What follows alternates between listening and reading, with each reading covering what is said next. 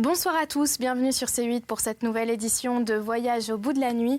Aujourd'hui, je vais poursuivre la lecture de La femme de 30 ans, qui est un roman de Honoré de Balzac. J'en suis au deuxième chapitre qui s'intitule « Souffrances inconnues ». Alors, pas si inconnu que cela, puisque nous en sommes à ce chapitre à Julie, qui est à nouveau tombée dans la dépression. Cette fois pour encore de très bonnes raisons. Son amant, le seul homme qu'elle a aimé, Lord Grenville, Arthur, est décédé.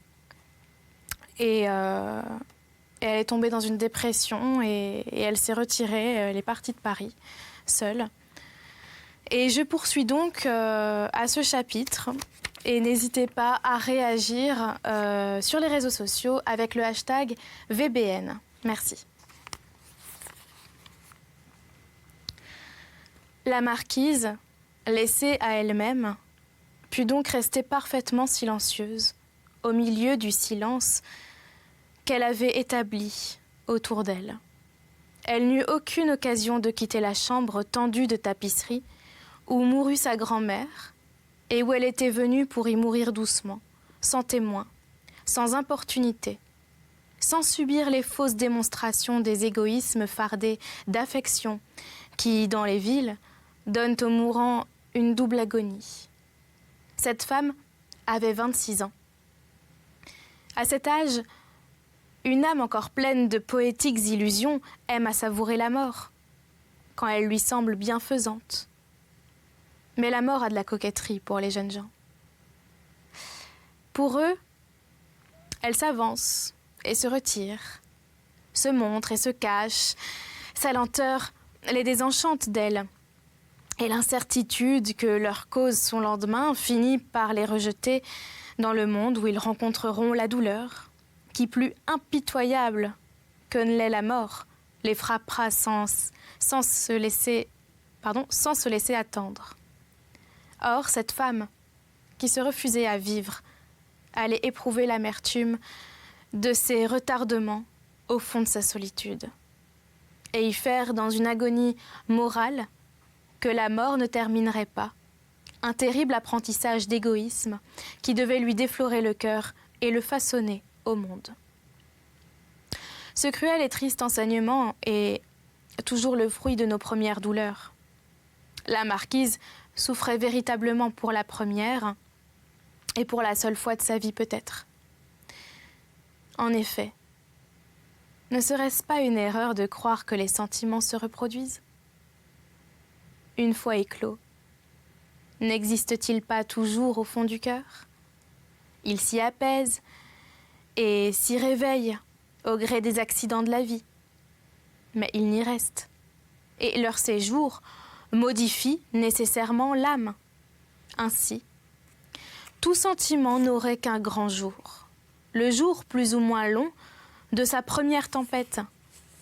Ainsi, la douleur, le plus constant de nos sentiments, ne serait vive qu'à sa première irruption, et ses autres atteintes iraient en s'affaiblissant, soit par notre accoutumance à ces crises, soit par une loi de notre nature qui, pour se maintenir vivante, oppose à cette force destructive une force égale mais inerte, prise dans les calculs de l'égoïsme.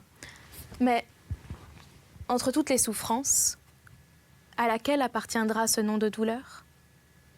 La perte des parents est un chagrin auquel la nature a préparé les hommes.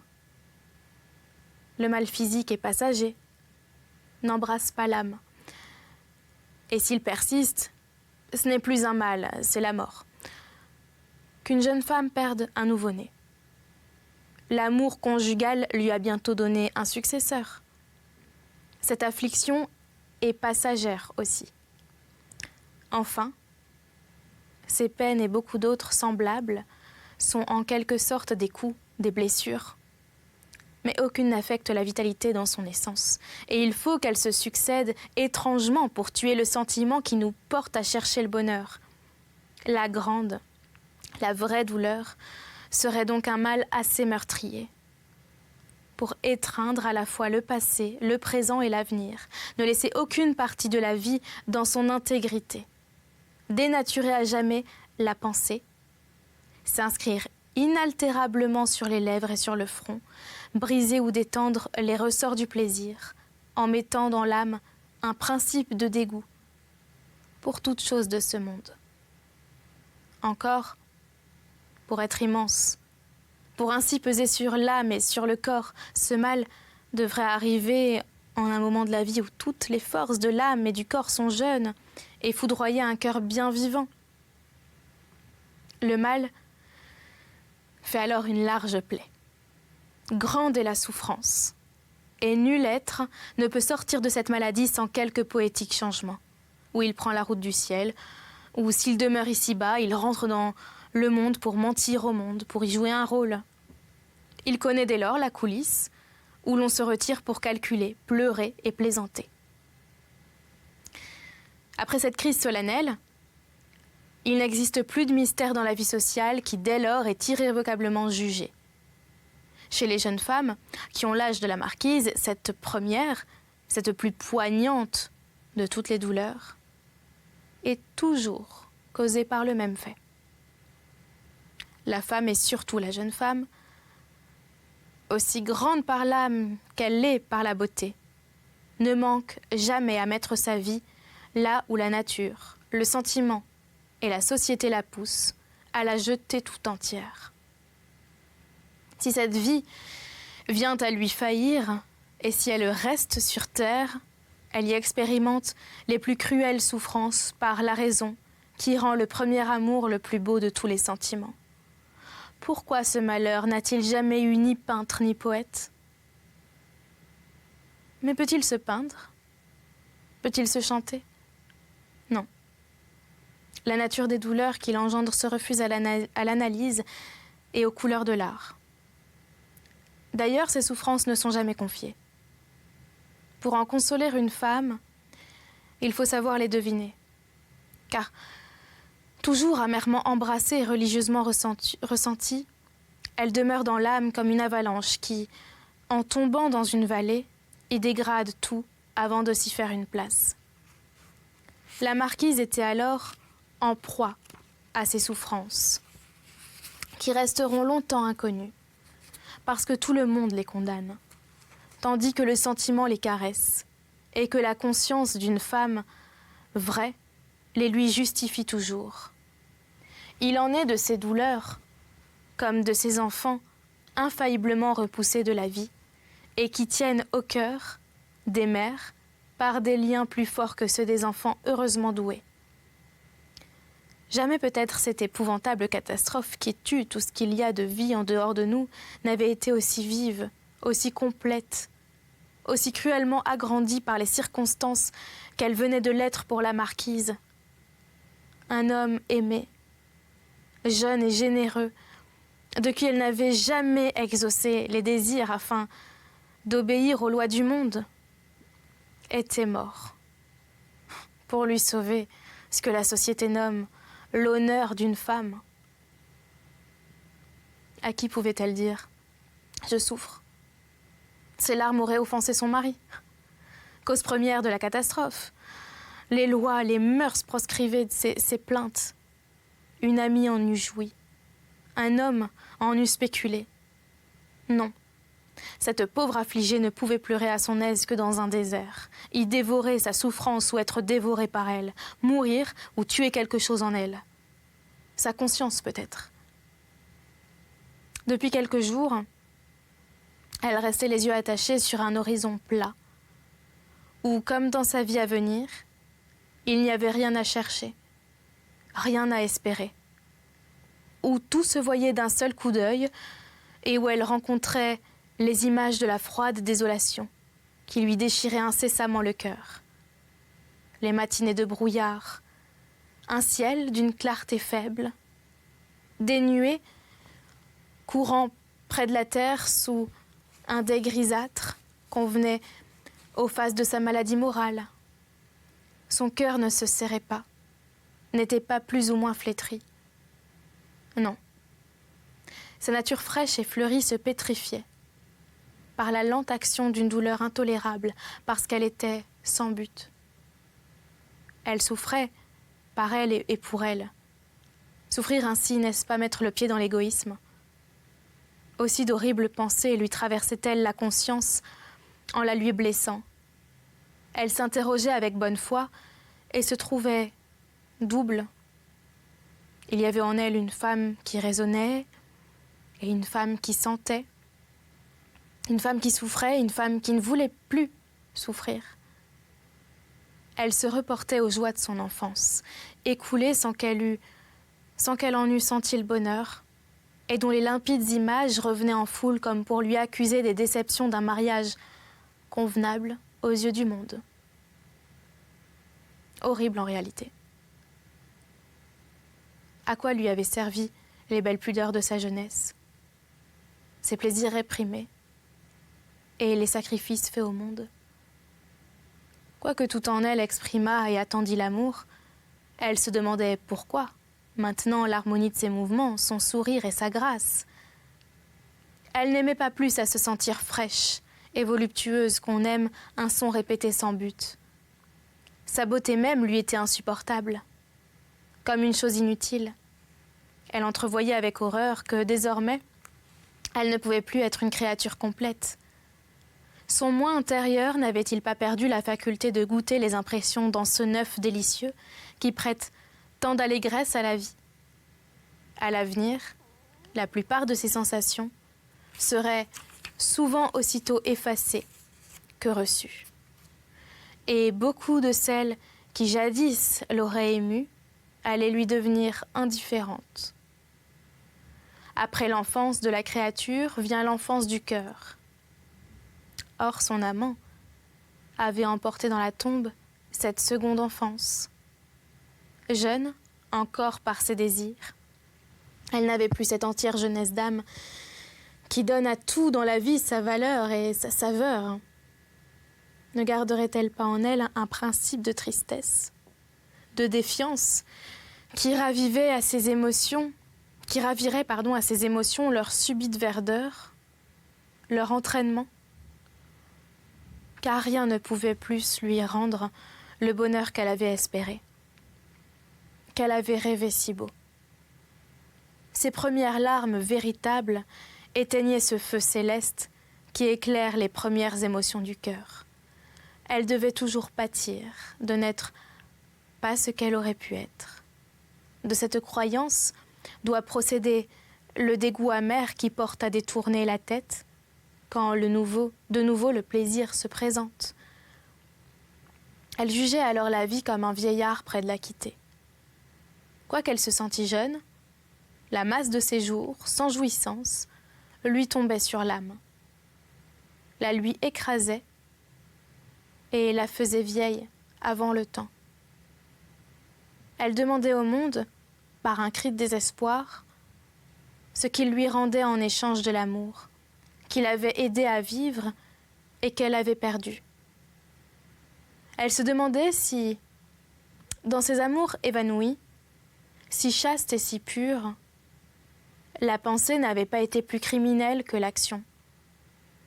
Elle se faisait coupable à plaisir pour insulter au monde et pour se consoler de ne pas avoir eu avec celui qu'elle pleurait cette communication parfaite qui, en superposant les âmes l'une à l'autre, amoindrit la douleur de celle qui reste par la certitude d'avoir entièrement joui du bonheur, d'avoir su pleinement le donner et de garder en soi une empreinte de celle qui n'est plus.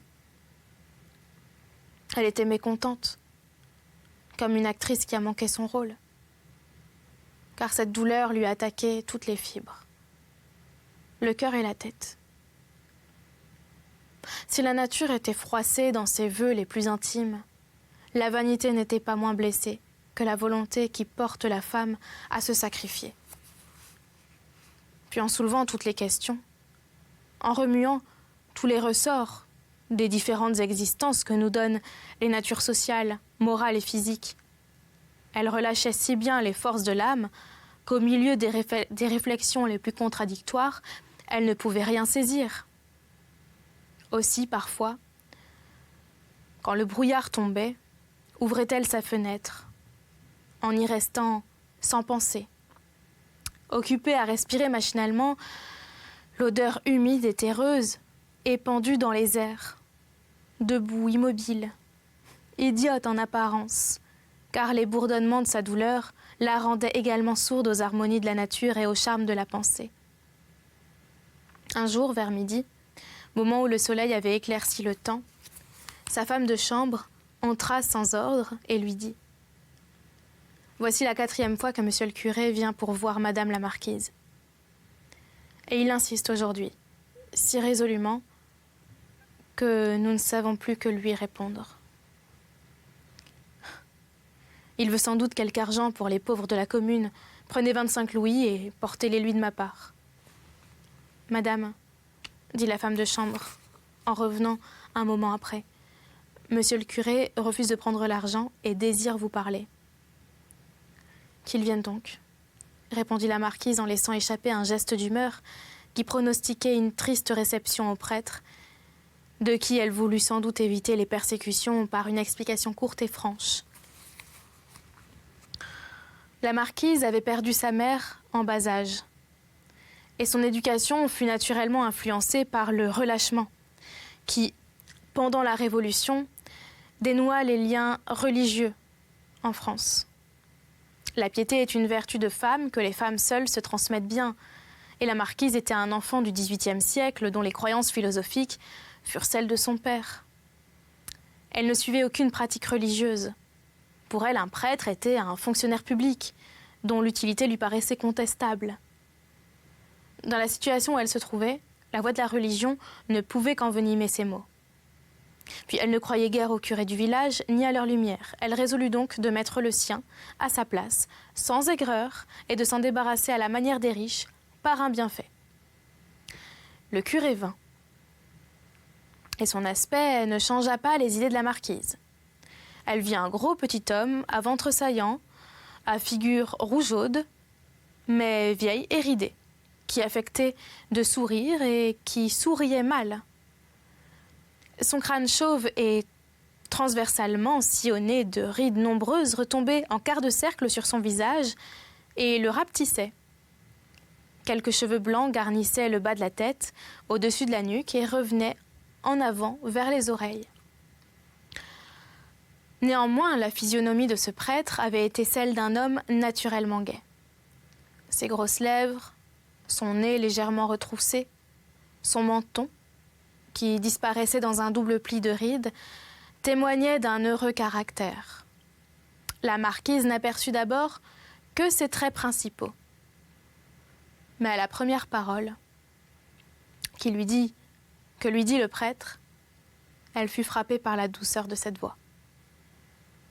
Elle le regarda plus attentivement et remarqua sous ses sourcils grisonnants des yeux qui avaient pleuré. Puis le contour de sa joue. Vu de profil, il donnait à sa tête une si auguste expression de douleur que la marquise trouva un homme dans ce curé. « Madame la marquise, les riches ne nous appartiennent que quand ils souffrent. Et les souffrances d'une femme mariée, jeune, belle, riche, qui n'a perdu ni enfant ni parents, se devinent et sont causées par des blessures dont les élancements ne peuvent être adoucis que par la religion. Votre âme est en danger, madame. Je ne vous parle pas, en ce moment, de l'autre vie qui vous attend. Non, je ne suis pas au confessionnal, mais n'est-il pas de mon devoir de vous éclairer sur l'avenir de votre existence sociale?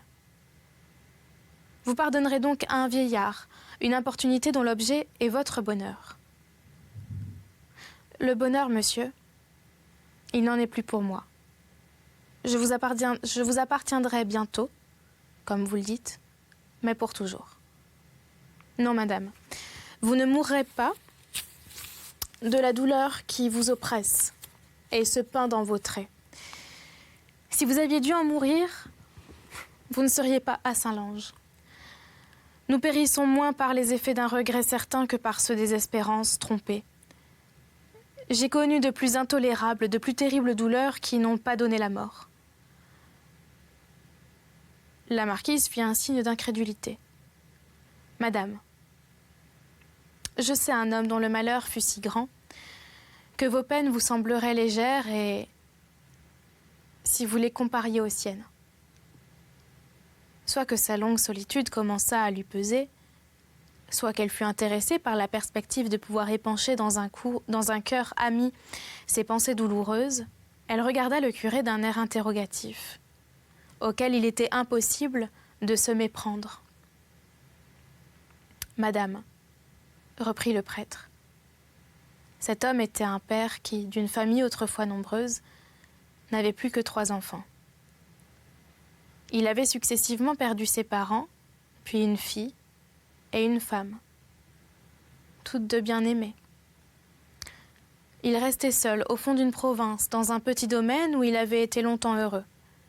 Ses 3 fils étaient à l'armée, et chacun d'eux avait un grade proportionné à son temps de service. Dans les 100 jours, l'aîné passa dans la garde et devint colonel. Le jeune était chef de bataillon dans l'artillerie, et le cadet avait le grade de chef d'escadron dans les dragons. Madame, ces 3 enfants aimaient leur père autant qu'ils étaient aimés par lui. Si vous connaissiez bien l'insouciance des jeunes gens, qui, emportés par leur passion, n'ont jamais de temps à donner aux affections de la famille, vous comprendriez par un seul fait la vivacité de leur affection pour un pauvre vieillard isolé qui ne vivait plus que par eux et pour eux. Il ne se passait pas de semaine qu'il ne reçût une lettre de l'un de ses enfants. Mais aussi n'avait-il jamais été pour eux ni faible, ce qui diminue le respect des enfants, ni injustement sévère, ce qui les froisse, ni avare de sacrifice, ce qui les détache. Non. Il avait été plus qu'un père. Il s'était fait leur frère, leur ami. Enfin, il alla leur dire adieu à Paris, lors de leur départ pour la Belgique. Il voulait voir s'il avait de bons chevaux, si rien ne leur manquait. Les voilà partis, le père revient chez lui. La guerre commence, il reçoit des lettres écrites de Fleurus, de Ligny, tout allait bien. La bataille de Waterloo se livre, vous en connaissez le résultat. La France fut mise en deuil d'un seul coup. Toutes les familles étaient dans la plus profonde anxiété. Lui, vous comprenez, madame, il attendait. Il n'avait ni trêve ni repos. Il lisait les gazettes. Il allait tous les jours à la poste lui-même. Un soir, on lui annonce le domestique de son fils, le colonel. Il voit cet homme monter sur le cheval de son maître. Il n'eut pas de question à faire. Le colonel était mort, coupé en 2 par un boulet. Vers la fin de la soirée, arrive à pied le domestique du plus jeune. Le plus jeune était mort le lendemain de la bataille. Enfin, à minuit, un artilleur vient lui annoncer la mort du dernier enfant, sur la tête duquel, en si peu de temps, ce pauvre père avait placé toute sa vie. Oui, madame, ils étaient tous tombés. Après une pause, le prêtre, ayant vaincu ses émotions, ajouta ces paroles d'une voix douce. « Et le père est resté vivant, madame. Il a compris que si Dieu le laissait sur la terre, il devait continuer d'y souffrir et il y souffre. Mais il s'est jeté dans le sein de la religion. Que pouvait-il être ?»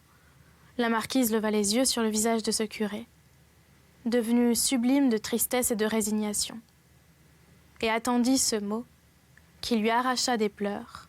« Prêtre, madame, il était sacré par les larmes avant de l'être au pied des autels. » Et c'est là-dessus que nous allons arrêter cette lecture pour aujourd'hui. J'espère que vous l'avez appréciée. N'hésitez pas à réagir sur les réseaux sociaux avec le hashtag VBN. Et je vous souhaite une très bonne nuit ou une très bonne journée et à bientôt.